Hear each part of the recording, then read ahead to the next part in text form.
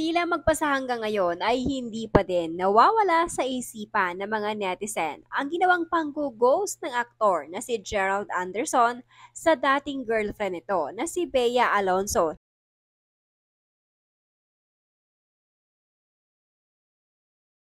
Muli na namang naging usap-usapan ngayon si Gerald dahil sa larawan na kumakalat na kung saan may kasama itong ibang babae ngunit hindi ang kanyang girlfriend na si Julia Barreto.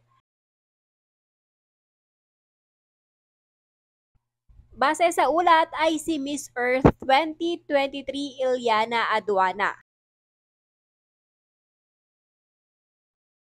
Kaya naman todo tag ang mga netizen sa girlfriend ngayon ni Gerald. Ayon sa ilan, nangangamba daw sila para sa aktres, baka daw kasi iwan na lamang bigla ni Gerald Anderson itong si Julia tulad ng ginawa ng aktor kay Bea Alonso.